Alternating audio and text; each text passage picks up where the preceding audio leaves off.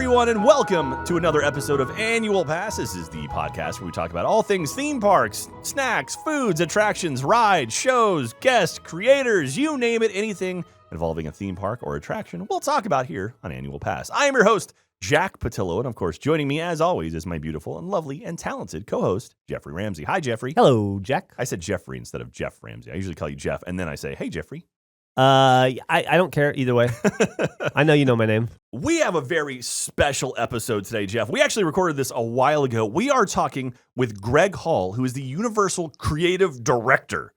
Period. Not like specific thing, like creative director for Universal. Oh my gosh. So we recorded this a while ago, actually, when we were out there for Halloween Horror Nights. So you're going to watch kind of a video jump. It's going to go, if you're watching on YouTube, youtube.com/annualpass. Thank you very much. But there's going to be kind of the, we had one camera set up there, and it was the first time we were been messing with video. So if you're watching it in video form, it's a little bit different. Yeah. But it was a lot of fun to talk to him. One of those people that you spend it takes about 5 seconds of spending time with him before you go, I totally see why this person is the creative director. Yeah, absolutely. We met him at the Velocicoaster opening. And it was kind of like, this dude was cool. We talked to him for maybe 5 minutes there. It's like, I want to get back and talk to him more. I kind of fell in love with him a little bit, I was really happy we could get back and talk to him again. He's very interesting. Yeah, but before we get to that, real quick, just to remind everyone, don't forget to pick up your Annual Pass shirts at store.roosterteeth.com. We have a brand new Annual Pass, it's a Gale Fox design shirt. It's the one with the poster on the back.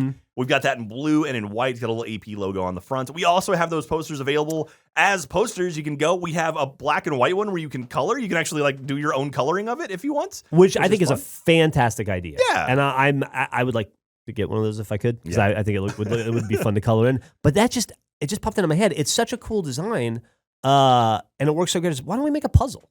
Ooh. I feel like puzzles are in the spirit of what we do here in Annual Pass. I feel like that's like in our lane, we can as it were. Let's see if we could get a puzzle. Little audience, let us know, because I would put it together in a second because I'm a puzzle guy. But Ben, get on the horn with merch. See if we can make that happen. We have the art already. Let's make that happen. I feel like that's a no-brainer. And so Gale Fox, who designed that poster, she also does all of the thumbnails you see on YouTube for us. Amazing, amazing artist, and we're so happy to have her.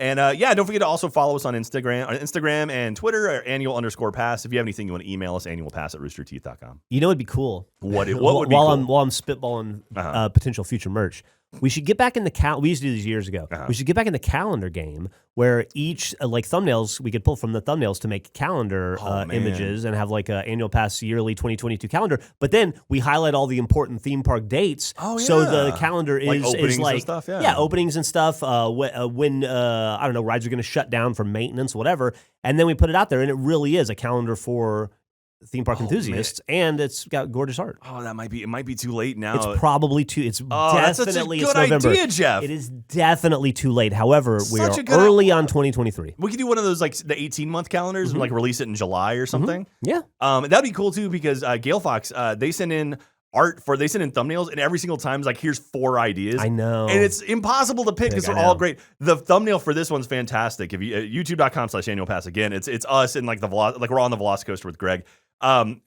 Gale Fox did in this one where it was us in a podcast booth, like a recording booth. It was the 3 of us, and then a Velociraptor with headphones on.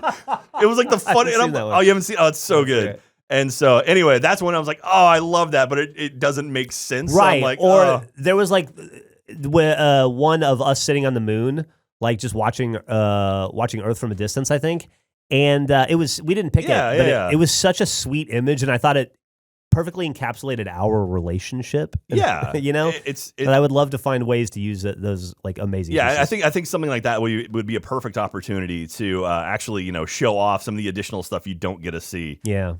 Anyway, so again, this is going to be kind of a weird one because we're going to jump back in time and actually, go to back to Universal Studios. And we recorded this actually at the Radio Broadcast Center. So this was one of 3 episodes we recorded that day. We did a lot of talking that day. This would have been back in early October, I want to say.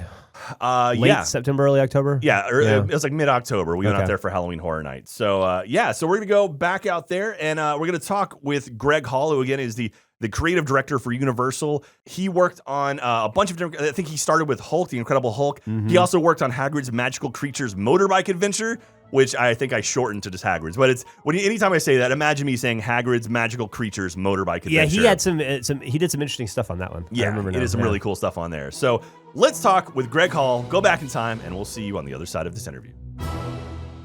And Jeff, right now we have our special guest joining us. We've got Greg Hall here, who is the creative director for Universal Creative, worked on tons of stuff. Welcome, Greg, to Annual Pass. Oh, thanks for having me.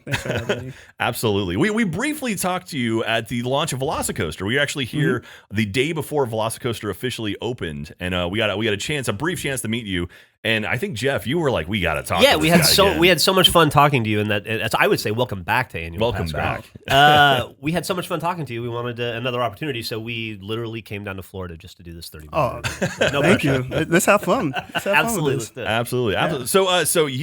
So congratulations, first of all, Velocicoaster, right? Unrivaled success. That thing it's amazing how many people I've seen tweeting about it and posting about it. And I love following you on Twitter. You're G_Prodigy on Twitter, and I love because you retweet all of the positive things people are saying. It makes me so happy to see that you're so proud of something you worked on. Anecdotally, I will say that every person that we have encountered since we've been here and it's come up has said it's their favorite ride in Florida. Yeah. I've heard that so many times. Yeah. We did a fan meetup 2 nights ago where we played mini golf with about 150 listeners of the podcast, and I probably heard it from 30 people. Yeah. It was congratulations. Oh, thank you. I mean, the entire team.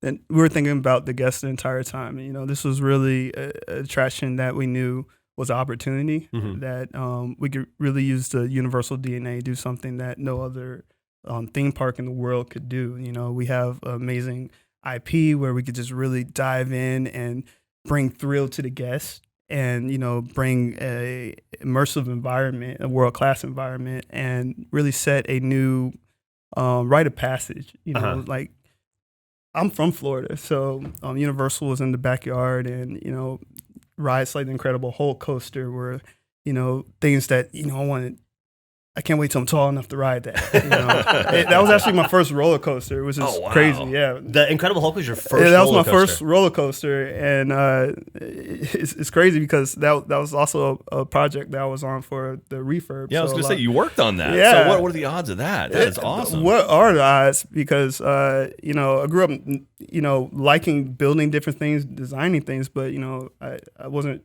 sure exactly how I can even be in this position one day. So it's really, truly just an amazing thing that happened, and all the opportunities working here just surpassed my expectations. You know, the Venn diagram of people that have gotten to go back and work on the first roller coaster they rode on might just be a circle with your picture in the history of the world. Just one name, I can't imagine. Yeah, it's fun.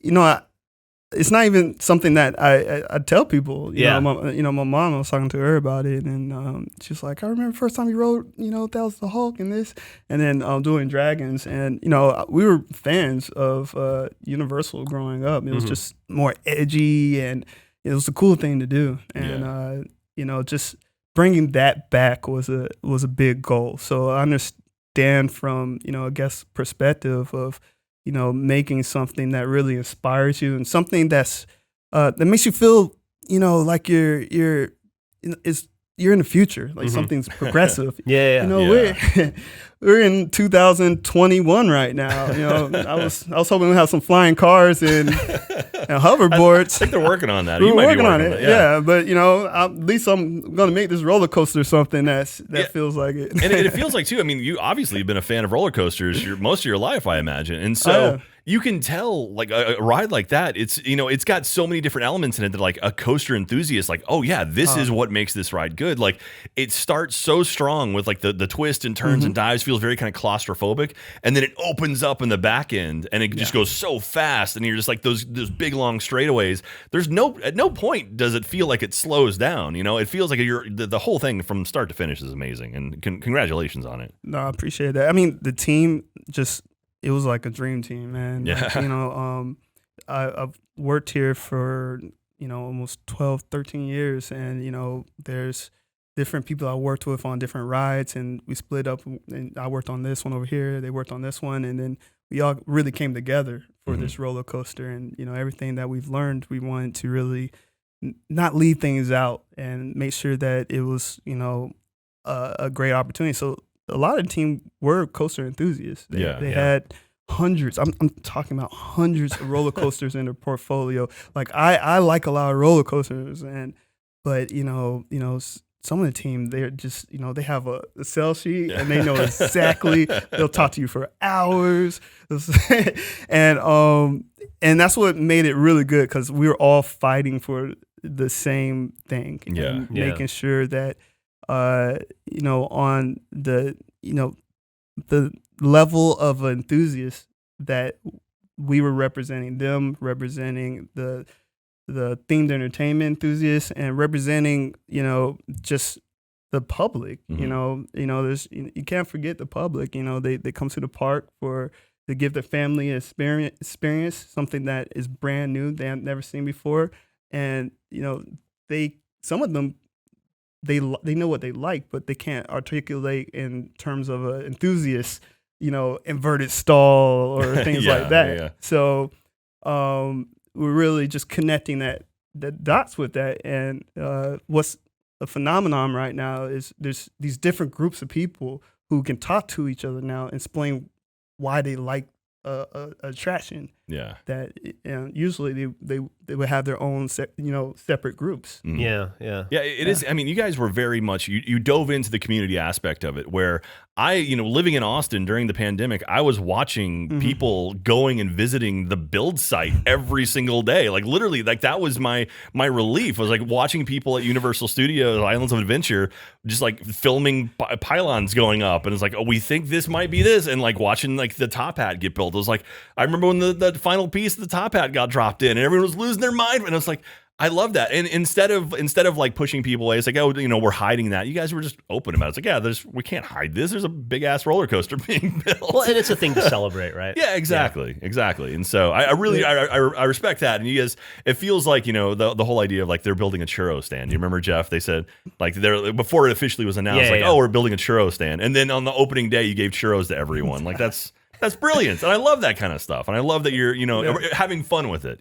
It was like being a reality show, honestly. It felt like that, because we knew when we were going to install certain things, and when people reacted to like one thing, and we're like, man, that suite's going to be crazy. when we drop this down next week, internet's going to blow up.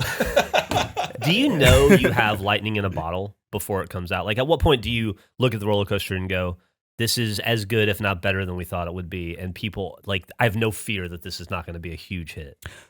No, we never got to that point where we just wanted to think that we're just completing it. Sure.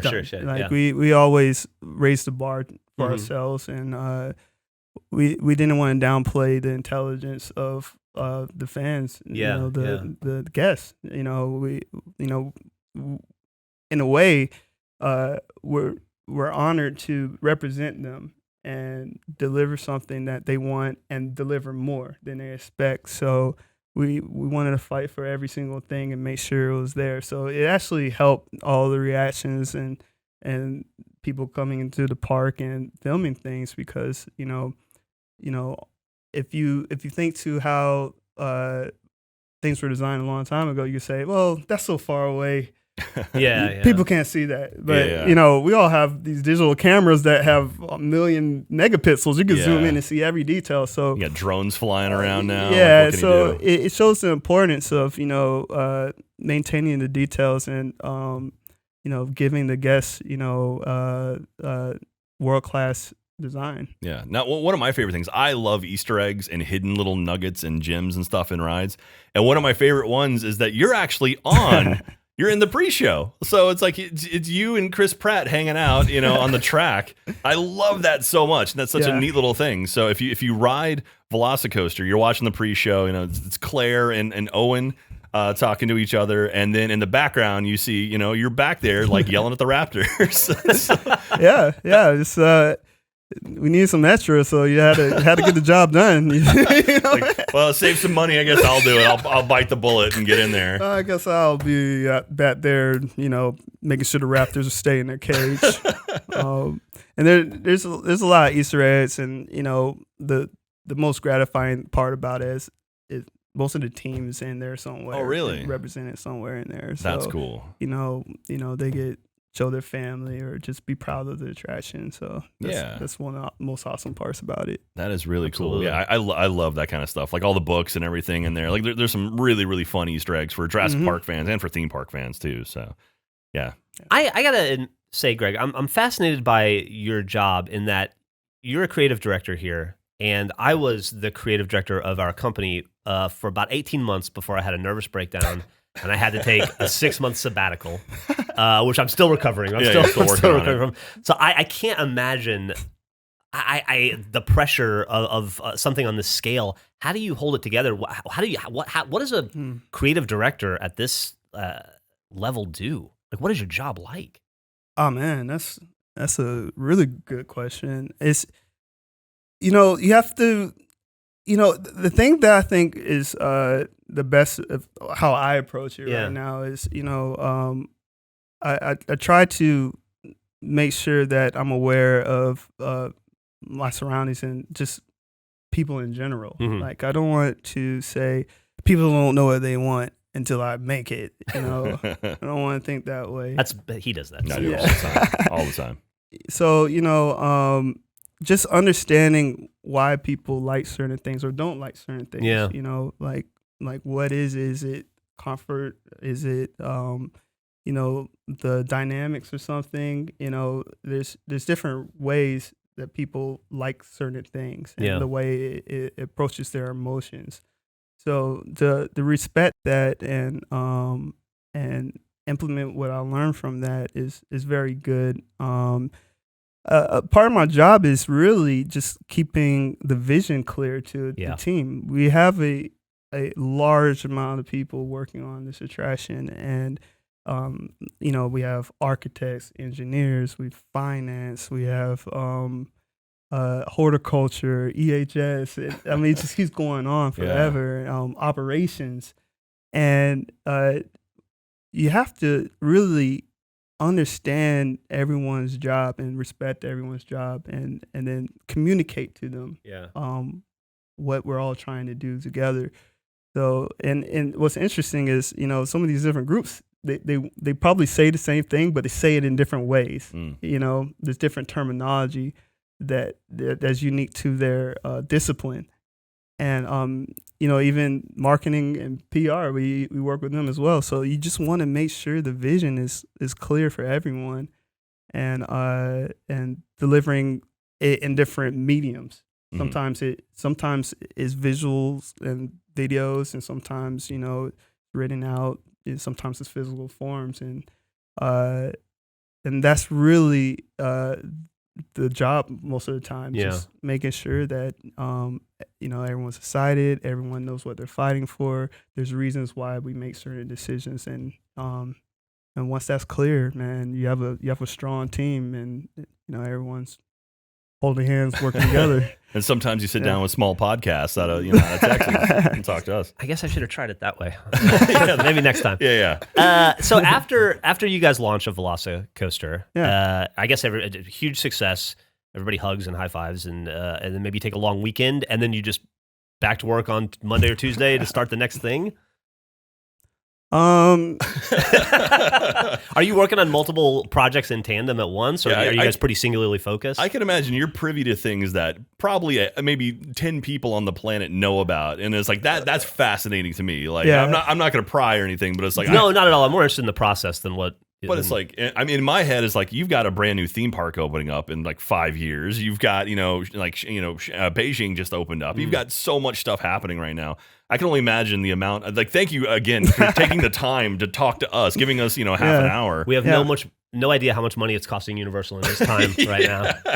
It's pretty cool, man. Like I have the cool thing about working here. I mean, we're at Universal Creative is, I've worked on projects all around the world. So there's Universal Japan, Beijing, Singapore, Hollywood, and we just get, there's things in different parks that I've been able to touch. And, so, it's really unique because you take what you learn from those projects, and you always want your next one to be the best one. To be so like a lot of projects, I'm like, okay, I did this on here. Now I got to beat that. I just you just raised the bar every single time. I worked on the Hulk, and I was like, man, the Hulk vehicle, I really like that. I got to beat that. And then even with Hagrid's, I designed a motorbike for that. Oh, that's such the a cool. motorbike train Really? and the chassis. Yeah, so I worked even on Hagrid's, which was amazing. It's amazing. Oh, and that's one of those things where, like, I can imagine, going from something like Dueling Dragons to, Dragon Challenge, and then having to replace that with something is like, that's a beloved ride. It's like, okay, we got to make sure we live up to the expectations. And like, that was like the Hagrid's is fantastic. Jeff hasn't ridden it yet. I'm going to drive him over there today. It's a good ride, yeah. And then even the stuff like, again, for me, the theme park nerd enthusiast, like seeing the reference to Dragon Challenge inside of Hagrid's, right? When you walk, it's like, that's so cool. Like that wasn't even the last version of it. That was like 2 versions ago, but you're giving homage to that. Like that's neat. And I love that. I imagine there's a show Bible somewhere, like a Universal theme park Bible that has all the references and stuff you want to bring up. But man, it's such a good ride. You had to show respect to that ride. It was such a good one. And it's funny when you see people online like arguing which one's their favorite ride or roller coaster, and you're just like, well, I worked on all of them, so let's see how this goes. That's just a mic drop right there. Yeah, like there are deep arguments and you're just reading the comments like, which one? Which one? This looks like a tie right now. Well, that is one thing. Like I give credit. I give a lot of credit to Universal because you guys are very good about like. I mean, you're killing your children. Like there's so like nothing is sacred in these parks. Like if you can get rid of Kong, you can get rid of anything. And so it's like that's it. But like I do appreciate that. It's like what? All right, you move on. Like you're not building any more room. You're not going to keep expanding and it's getting like sprawling.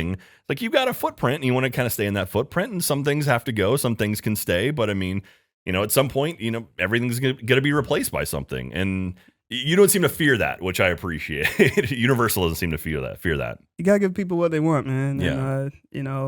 And that's what we try to do. We try to make sure that we keep it exciting for everyone and we inspire everyone. So and that's the goal, and that's why a lot of people come to this industry. They want to make something positive. You're making these crazy attractions that so many people leave smiling, and that's when you did your job right. And that's what's so great about Velocicoaster. You stand by the exit and you hear things that it's like, did we hand them scripts? What did we tell them to say this when they get off? And no matter how your day is going, they don't know we did it, and but we're not here for that. We're here to just leave a positive staple on the world. Yeah.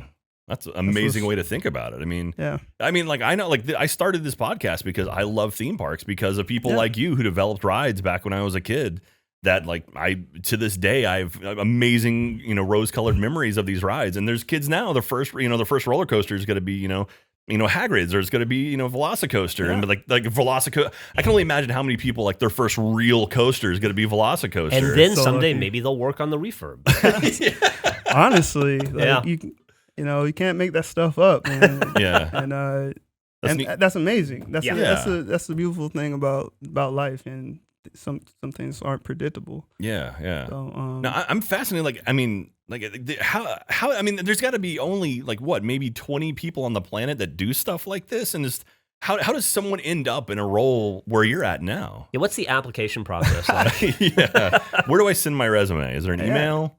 Well, there's a website. There's a website, jobs. But do you just decide someday, like you're in art school maybe, and you go, I think I'm gonna go into roller coasters. I loved them as a kid. Grew up in Florida. The interesting part about that, if you talk to all the other designers, art directors, and we all have totally different stories. Really? Yeah, and totally different backgrounds and majors, and that's why going back to what I said before, it really doesn't. It's like you have to use this program to communicate. It's the fact that you understand that you need to communicate this way, or how the best way of doing it. And so my background is actually a film background. Really? So I was going to school to work on 3D graphics and cool 3D movies, transforming robots, and and while I was at school, I had a job doing military simulation over by UCF. Go Knights. And then that kind of half of the day learning this technical information, and then the other day this, being able to communicate cool ideas that were in my head. It just combined one day because someone came up to me and said, Universal's looking for interns, and you're qualified for it. And I was like, it's like Universal Creative. All right, then check this place out. And it turned out the project was Transformers. Oh wow! It just made sense. It was military, robots, animation, and it just worked for my skill set. And then from there, I started learning over the years, more about people from the architectural field, and engineers, and how to communicate stuff I made, translated to their programs. So like, hey, this thing that I animated is built in real life now. Oh wow. And so that's what I think is kind of the most fascinating part about this industry. It's the only one that connects almost every industry. Yeah. And then you just get to meet people, work with filmmakers, we work with this in the architectural industry, we work with this, and then there's so much information you learn about the world in general. Yeah. That is just brilliant, man. It's like, yeah, I mean, really, you can only think the amount of skills that go into developing something like Transformers. Like Transformers is one of my favorite rides ever. Yeah. I love that ride so much. But yeah, you think about like the animation, the live action, the physical build of the building, the ride system, and then translating the ride system from a previously used ride system to the mechanics is like so. And then and then on top of that, the safety, because safety is always going to be priority, Safety, and it's like, man, like the amount of eyeballs something like that has to go through and approvals, and then you produce something that's incredible. And to this day, I love Transformers. It's one of my favorite rides ever. Yeah, and it's pretty cool. Like I worked on the building, designed evac, the main transformer. Oh, that's in there. so cool. And a lot of stuff that I was interested in, I had the opportunity to do. Like I love vehicles, and I used to practice modeling in 3D by modeling cars that I couldn't afford while I was in college, and so I had a lot of them. Yeah. And there's like, hey, take a stab at this vehicle here, and the opportunity was there, and designed evac in his transformer mode, and from there just did a lot of other vehicles, and it's just. Man, pretty awesome. If you could go back and tell like the younger version of you, like, hey, one of your first jobs is you're going to design a transformer, and then you're going to build roller coasters. Or even, hey, intern, in 3 weeks you're going to get to design this transformer, and then by the way, fast forward like 10 years, you're going to run this department. Yeah, like another, as if the crazy riding, like getting to refurbish the very first roller coaster ride you've ever ridden as a life story isn't crazy enough. Then you also get to have the also very impressive and rarely happens, start at a company as an intern and end up as a creative director of that company. So you asked me what my younger self? I'm just telling you your life story. It's crazy. We're saying you're doing really well. You're doing good for yourself. I appreciate it, man. It's inspiring. It's humbling, man. It's you can't predict this stuff, and you have to think.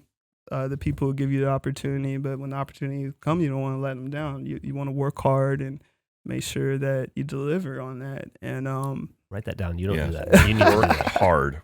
Okay. Yeah. So it's definitely hard work, but it really is worth it. Just going out there and seeing the guests smile, man. It's just like it's so worth it. Man, I want to ask you so many things that I know you can't talk about, because I want to say like what would be your dream project to work on, but you're probably working on it right now. I imagine like you probably got so much stuff happening right now. That's like, yeah, man. I don't want to break any NDAs or get you in trouble. I feel like I'm jumping from dream project to dream project at this point. Yeah. And then there's a lot of others who have the same. They don't have the same. Style as me, so their projects are their dream projects, you know. So, and honestly, like, dude, Velocicoaster was amazing, and and I can't wait for the next ones. So, it's just I want to make sure that I I raise the bar every time, and the bar is ridiculously high right now. Oh man, that's so cool. I'm blown away. Like, you have such a cool job and such a cool position here. Like, that's, again, being the theme park guy, I'm like, I just know stuff that no one else knows. I'm like, I mean, I'm sure we will know in the next 5 to 10 years, but that's Just rad. have some patience, all right? I can't. He knows it. It's in his brain, Jeff. He's right there. Weirdo. I am the weirdo. I just checked for a brain scanner. I don't know why. Yeah. I just looked around. How many times would you say you've ridden Velocicoaster at this point? Man, I've only been on it about 70 times. Only 70 times. 70 times. Man, the engineers, the ride engineers, they're up in 200s, man. Oh. They're just they're so Really? yeah, they're awesome. But it's funny because there's actual guests now trying to surpass us in the amount of times we've ridden it. So That's wild. no, what is your favorite part of Velocicoaster? How about that? My favorite part? Yeah. Ooh. I mean, if you ask anyone, usually it's the Mosasaurus roll because that just catches everyone off guard, and it's just you can't describe it unless you've been on it. Yeah, yeah. That's that moment where if you rode it and then someone else got on it, you're like, what'd you think of that part? and then y'all are the only ones who get it in the whole group of people. Yeah. But since like Shelby and I were responsible for like making sure we met the entire guest expectation, so we really wanted the ride to be balanced. And so like my favorite thing is just the pacing of everything. It feels like you're just going faster. It feels like every beat where it's time to think, something else happened. Yeah, yeah. And you're going through rock work in the beginning, you're dodging raptors, and you go through a building underground, and even in the pre-show, I mean, in the queue, you see the ride vehicle flying through the building. Yeah. And they're getting a show watching others. And then after that, you're shot 155 feet in the air. And, it's just, some attractions, you start off with the top hat. Mm-hmm. Then you lose momentum as you go.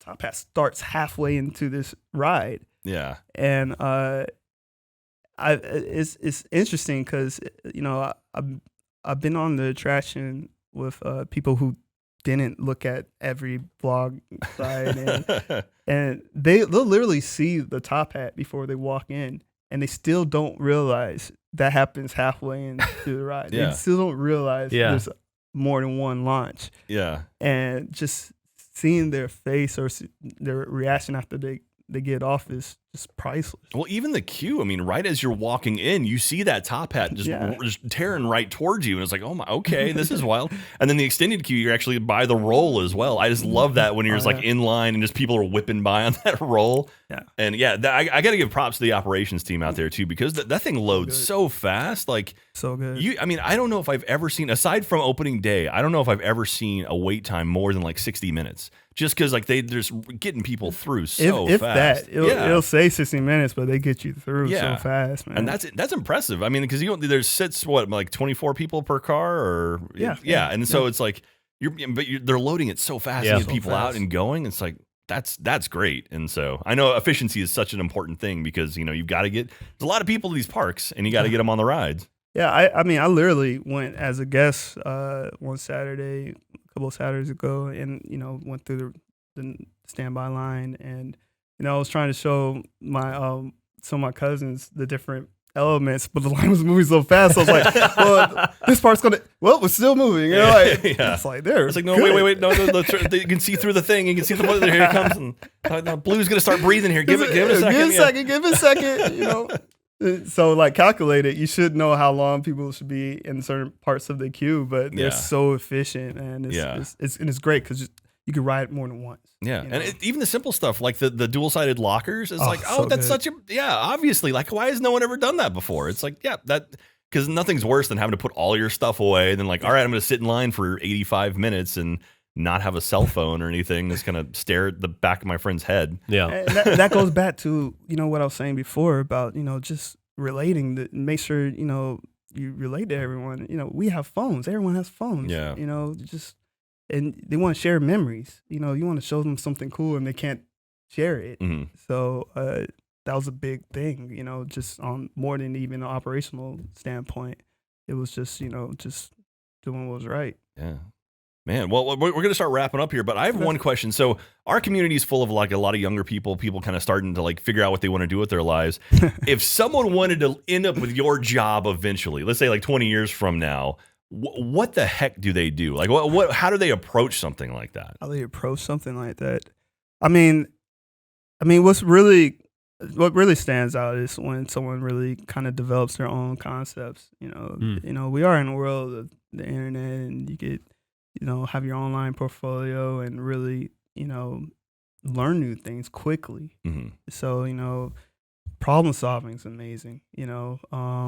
And so really showing a unique approach to things and being able to communicate your ideas in different ways and, you know, showing a vast knowledge of things is pretty good, you know, especially when we're looking for someone different. Like, for instance, going back to the Transformers side, you know, I had robots in my profile. You know, I had 3D models, a knowledge of animation and the techniques and to communicate that. So it just was a no-brainer that, hey, this person should work on this project. This person should work on a Potter project. This person should work on, you know, Minions project. So it's just, you know, these different IPs that we have, and it, you know, it makes sense.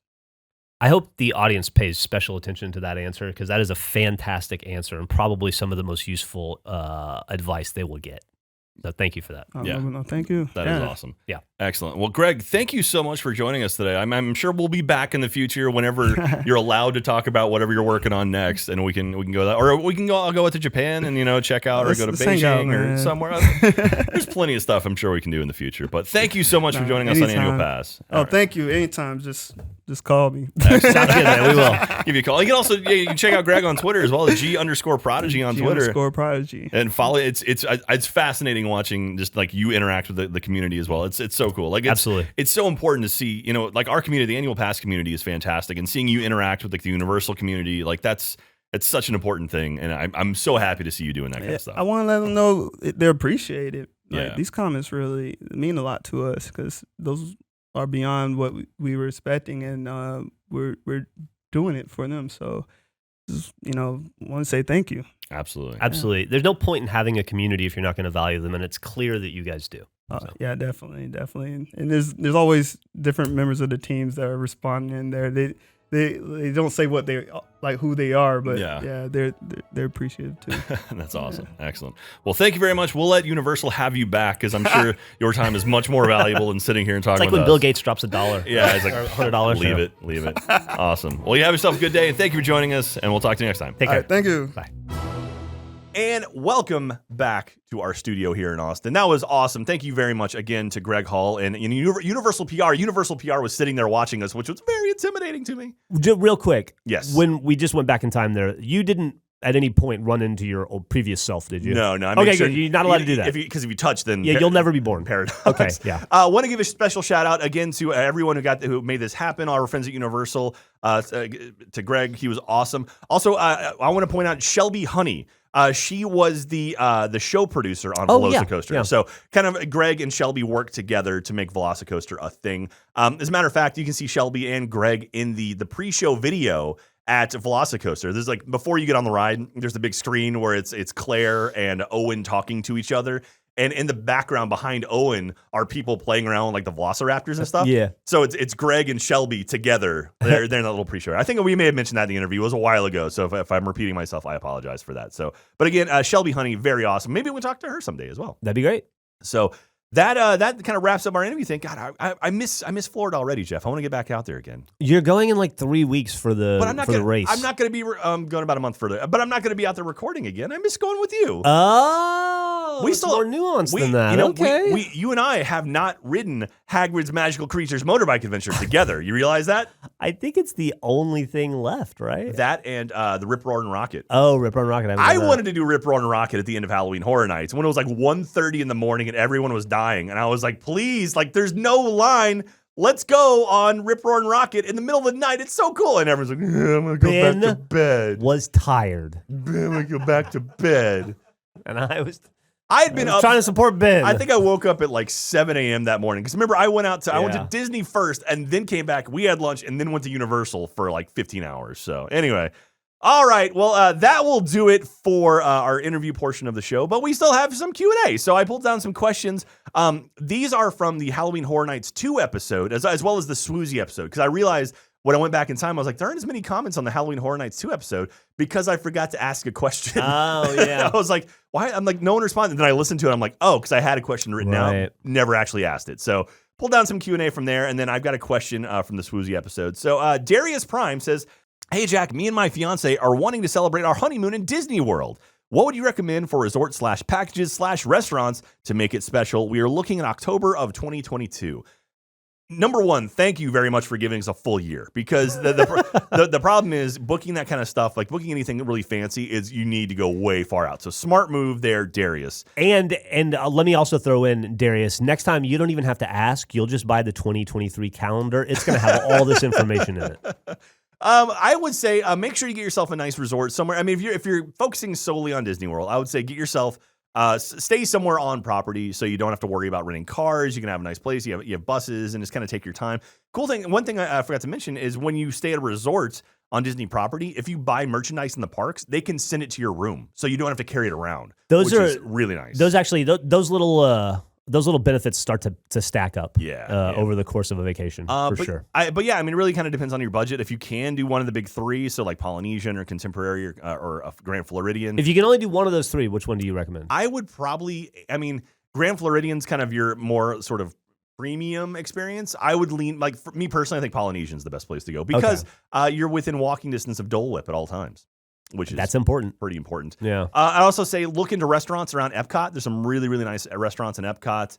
Make sure to book those way in advance if you can. You can also talk to travel agents. There's a lot of travel agencies out there that'll do specific kind of like package deals where it's like, hey, we put it all together for you in one easy thing. So maybe that's worth looking into as well. So Ramo says, do you know any real alleged ghost stories from any theme parks? For instance, the ghost train in Blackpool Pleasure Beach is allegedly haunted by a former operator named Cloggy because people still supposedly hear his heavy shoes walking around the ride when everything is off. That makes more sense. I thought it was going to be like from clogging up the rails with all of his organs when he got run over by the... Oh, God. And Alton Towers has quite a few, but they turned one of them into a plot of a ride, so I'm not sure about the validity of that particular claim. You could team up with the Red Web Boys and investigate. That sounds like fun. We can absolutely do that. That'd be a good crossover. Actually, when we do Pirates of the Caribbean, at some point we're going to do Pirates of the Caribbean, probably sooner rather than later. There is a ghost who haunts the Pirates of the Caribbean in Florida that in the guidebook, like in the manual that all the employees go through, all the cast members go through, you have to say goodnight to him every single night, because if you don't say goodnight to him, the next day the ride has nothing but problems. So literally they train you to say goodnight to the ghost. And I've heard stories. There was a story when I worked there that when one morning when they were loading up the ride, they were running ghost shows or dead shows where there was no one in the vehicles. They were going around the park. That someone was working on something, slipped, fell in, and got caught underneath a boat. Cloggy. And then someone pulled them up, threw them on the side of the dock to like get them out of the water. And the person was laying there freaking out and woke up and realized there was no one around. Spooky. Woo. Whether or not that's true, I don't know, but that's a story that I had heard. So are you upset about that? Because I didn't tell these ghost stories when we were doing our ghost show? 2 years. Well, we were going to go to Disney World to do ghost hunts, I don't imagine. 16 episodes across the world. Yeah. Never came up. Haunter, check it out. Only on roosterteeth.com. It's a lot of fun. It's a good show. There's some cool stories. Well, we'll get into it about Pirates of the Caribbean. Jack was saving them for his show. Absolutely. It's our show, Jeff. Please, our show. So was the last one. Sometimes Gabby says, makeup artist for the event here. Oh, yeah, so this is Halloween Horror Nights. This is really cool. Okay. So this is talking about Halloween Horror Nights. We brought up a lot of stuff. Makeup artist for the event here, sometimes Gabby, can confirm that the lounge singer Big Mama in Case Files is singing live. Remember we talked about, I think we may have brought that up before. I think we did. That's very cool. So Big Mama, she's like in the Kitty Cat Club and the Case Files Unleashed or whatever. Case Files Unleashed, I think, yeah. Yeah, so she's actually singing there. She was kind of doing like scat noise when she was there. Also, the artist who typically does Lydia, which is Winona Ryder's character in Beetlejuice, is a close friend of mine and so incredibly talented, I'll pass along the shout out. Oh, please do. We pointed out that the Lydia in the attraction looked just like her. It was crazy. Yeah, it was so cool. It was like that Lydia was spot on. And please thank Lydia for us. So thank you very much. Shannon413 says, what ride location in any park has your favorite cast costume? I always was a huge fan of the outfits and the cast members at the Magic Kingdom Starbucks. I think my favorite costumes, the ones in Rise of the What are the ones at the Magic Kingdom Starbucks look like? I don't know. I imagine the Starbucks outfits. I don't know. I haven't been inside of it. I don't know. The ones at Batu at Black Spire Outpost, the new Star Wars area, it's really cool because there's no one costume. They literally have racks and racks of clothes. Right, you can mix and match. You piece together what you want to wear, which is really clever. Somebody was telling us that, right? Probably. I don't know. I may have said that at some point, but that's my favorite. I love that area. I love seeing people kind of making their own out of it. You know? Yeah, that's really neat. Do you have a favorite costume of the ones you've seen? I can't. No, I can't think of a single costume. So I'm gonna have to. No, I don't have an. I honestly don't have an answer for this one. I'm gonna pay more attention next time. Unfortunately, there's not as many unique costumes like that anymore. Like before, when I worked at the studios, there was very much like Great Movie Ride had a very unique costume, and Indiana Jones had a very unique costume. Star Tours had a unique costume, and now they're kind of slowly making them all the same, which is kind of like, I don't like that. I like having the unique stuff. So anyway, but we're getting away from that. Maybe we'll get back to something cool someday. So that is it for your questions for us. But now, I asked a question of the audience, and the one I asked when we had Swoozie on the show was, if you could work anywhere at Disney, where would you work? And I forget. I think I said maybe like Jungle Cruise or something was the one I would like to do. Oh, right. Yeah. Office of the President. That's where I would. So we have some answers here. This is from Gail Fox, longtime viewer, first time commenter. I know she's probably commented before. Gail Fox, whom does all the thumbnails, fantastic. To be able to fly as Tinkerbell over the castle before the fireworks would be a childhood dream come true. That or one of the wonderful world of animation demonstration artists. So Tinkerbell has always flown in Magic Kingdom during the fireworks show, and she's got on this awesome like glow in the dark, like light up outfit now. Is really Is it cool. Like a jetpack? No, but she has her wings. And it's like a zip line basically. So she comes out of the tower and zip lines down on top of the Tomorrowland Terrace. And it's funny because they hide where she lands, but at least back in the day, they literally had people with giant like beds that would catch her because she was just coming down, just like tearing on this ring, and so they literally like stand there like pads to like just stop her. And so I'm sure it's a little bit nicer than that now, but back in the day, let's kind hope of just like just hope to catch her. So that'd be pretty cool. Gold Leader Rex says, I would be a gatherer at Savvy's workshop at Galaxy's Edge. Throw some lore at the people building lightsabers. So Savvy's workshop is where you go and you collect scrap and then you make a lightsaber out of it. Yeah, it's a really, really cool thing. You should check it out. I messed up and I spoiled it for myself. I watched the video because I'm like, I won't build a lightsaber. I wouldn't want to do that. And then I watched a video of it. I'm like, oh, that's really cool, actually, how they do it. And so now I regret that. And I want to go and do it now. So we'll go build a lightsaber someday, Jeff. Let's do it. Smalls925 says, I would love to work at one of the creepy rides at Disney, like Tower of Terror, Haunted Mansion, just trying to freak some guests out. Adding the extra touch of experience would give me a lot of joy. That's a lot of fun, too. I like the rides where you don't have to be smiling all the time. Taz5824 says, if I had to work at Disney World, I would 1000% want to be Sweetums at Muppet Vision 3D in Hollywood Studios. I absolutely love the Muppets, so getting to perform as Sweetums in front of a live audience would be a dream come true, even if I'd probably be too short. So have you seen the Muppet Vision 3D show? I don't think so. No. So at one point, Sweetums comes out and like talks to the audience, but it's a full-blown costume of Sweetums. That's cool. And we'll do an episode on that one pretty soon. And the winner that I randomly picked from all of the answers over at roosterteeth.com is Godfather Rules. If I could work anywhere at Disney, it would be at Pirates of the Caribbean at Disneyland. In a perfect scenario, it would be at the original iteration. It was always my favorite ride as a kid in the late 70s and early 80s. I dressed up as a pirate for Halloween for several years because of that ride. So that's pretty cool. I love that stuff. Yeah, absolutely. And so they've been around for a while if they were going there in the late 70s, early 80s. So they saw the early versions of it. Absolutely. Yeah, no Captain Jack Sparrow in that one. So. But that's it. And so, now this is the point of the show where I ask you a question. So I'm going to ask you a question as soon as I find where I put the question. All right. For the question tab. For the question tab. Sorry. Okay, so this one, Greg Hall, he was the creative director at Universal, worked on Velocicoaster. I've got a very specific question for you. What would be your dream Jurassic Park ride or Jurassic World ride? Yeah. So it could be a water ride. It could be like a Pterodon Flyers, like hanging coaster. It could be dinosaurs in space. It could be dinosaurs in space. It could be the Jeff Goldblum experience. It could be any number of things. Let me know over at roosterteeth.com what would be your dream Jurassic Park / world attraction, and what would that be like? I'm very curious to see what the pass holders come up with. Yeah. Because there's a lot. Because, he's the creative director. Maybe he's like, hey, we're listening in. Maybe he's like, maybe I'll pull some ideas. Maybe I'll make something happen. I don't know. This is your shot, community. Take your shot. So that'll do it for us this week on Annual Pass. And again, thank you very much, Greg Hall and everyone over at Universal for making this interview happen. It was a lot of fun. And hopefully we can do more stuff like that. I'd love to check in with him like maybe once a year, because right now, obviously there was stuff I wanted to ask him, but I know he's going to be NDA'd, or he obviously he's not NDA'd, but he's not going to be able to answer anything. So I'm like, why even ask? I don't want to put him in a weird situation. But I know Epic Universe is coming in like 2025, and that's a whole new theme park full of rides. Like there's so much stuff that I want to ask him about that I know he knows about.